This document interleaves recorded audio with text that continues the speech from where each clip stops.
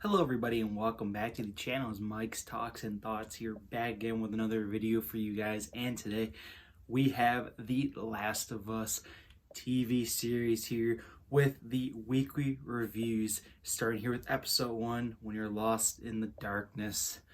Wow guys, I've been on The Last of Us here ever since it was announced sometime last year, and this is a show that I've had the highest of highs praise for. I've seen some early non-spoiler reviews from people, and now finally the first episode here dropping. And man, this episode was fantastic. Probably one of my favorite pilots of all time here. But before we get into details here on The Last of Us, I would like to announce that this is going to be a spoiler video. So if you haven't seen the first episode of The Last of Us, definitely check that out and come back to this video here.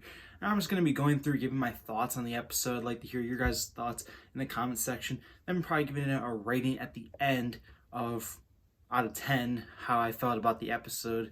And we're going to be doing this for all of season 1 here, week to week.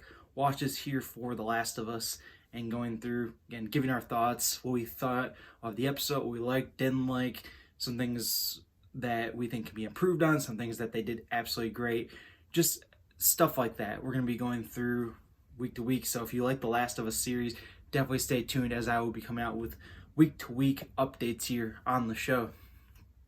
So yeah, without further ado, let's get started here. So man, The Last of Us, they really just encompassed everything here.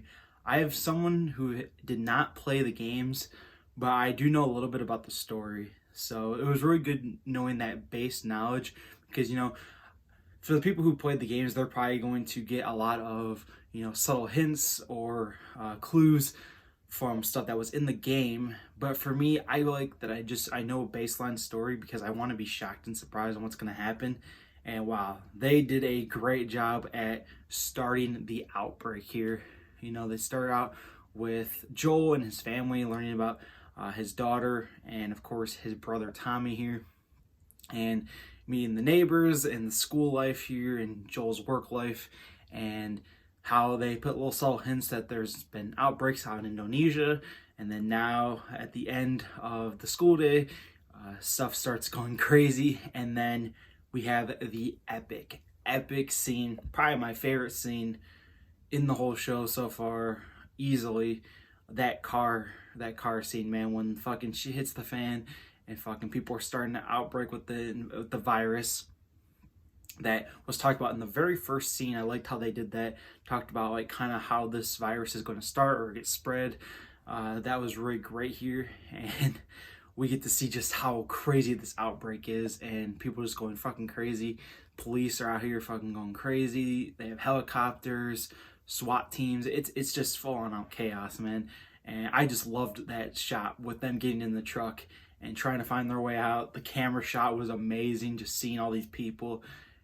It was absolutely epic. Freaking all the people just running in the street and the plane crashing down. It was absolutely epic, man. That was one of the best scenes I've ever seen, man. Just like so well done.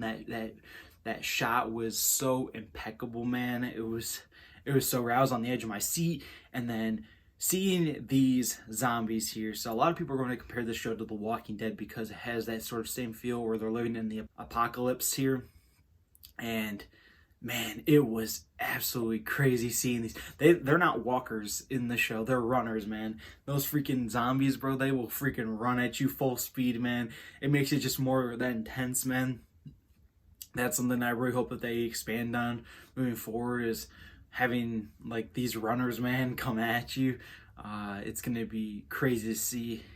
And after we finally see, you know, a little bit of introduction to Joel and his family and how the outbreak started, it moves 20 years into the future here, where they're finally at quarantine zones, or, you know, societies. They're trying to build societies back up. You see like this money currency, you know, contact and radio communication with others, and then, you know, staying in this one secluded place. And basically you get to see just the ups and downs of this already, the good and the bad people there, Joel and his journey, and meeting some of these new characters. Ellie, of course, I knew was going to be one of the big characters. You finally get to see her, and Tess and Marlene both all come together here, and basically, again, showing a little bit of introduction to the quarantine zone, but also where the story is going to be going from here. Of course, Joel's still looking for his brother, trying to find him, trying to find a way to get to him. They're trying to find a way of transportation here to get to him. And then now we see this little deal brokerage between Joel and Marlene to take Ellie here. She knows that Ellie is special, and this was something I actually knew going in about Ellie. She tells Ellie about how she is special here and what makes her special. And you finally get to see, as they're trying to broker this deal, Marlene and Joel, they say that if they can get Ellie to this certain location here, that they will be able to get anything that they need, supplies, the truck to get to Tommy here, which of course Joel has been looking for his brother for 20 years. And we get to see how their escape plan, how they're going to get out of this quarantine zone, because it's really locked down. Like, they have security 24/7 roaming around. They don't want anyone coming in or out, and they have this little device here that shows whether you're infected or not, which I thought was cool and interesting. Maybe I want to see an expansion how that device is able to work, because I want to know how accurate it is, but it seems pretty accurate. Even like when you first see the quarantine zone, seeing the one girl who was infected, and they just dispose of these infected bodies here.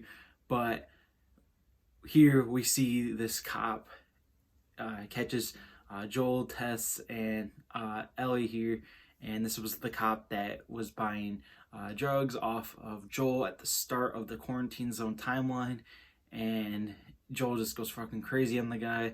And we see here how Ellie is infected. Ellie's infected, but she is not turning into one of these zombies here. So that is something that's very unique with Ellie, and of course why she's so special, because she is one of the first people I would assume in this world that's been infected and does not turn here. So that's going to be a big role moving forward here, and basically we're just following that moving forward, getting her out and moving forward along with the story here. But man, The Last of Us, the first episode here was incredible. One of my favorite pilots, especially like that car scene was one of the best scenes for real. And the quarantine zone stuff really kept me intrigued and learning about these new characters. Man, this episode, it gets a 10 out of 10 for me, man. This is going to be one of my favorite pilots of all time. It might even be in my top 10 favorite pilots ever. This was a great way to do a pilot, an hour and 20 minutes, and it didn't even feel like it ran that long. It felt like they did a really great job of building this world up and what you're going to be exploring here. You know, for the people who played the game and who haven't played the game, I feel like they did a really great job of balancing that and giving us a great show to look forward to each week on HBO. So yeah, that's going to do it, everyone. Definitely come back next week for the episode 2 review, and as well the rest of season 1. I've done other reviews on the channel, week-to-week reviews such as Mayans, House of the Dragon. So I will be coming out with ones for The Last of Us here. So if you're interested in The Last of Us, definitely come back and check out the week-to-week. We can interact and talk about The Last of Us and just overall our thoughts and opinions on the show. So yeah, that's going to do it, everyone. Take care and peace out.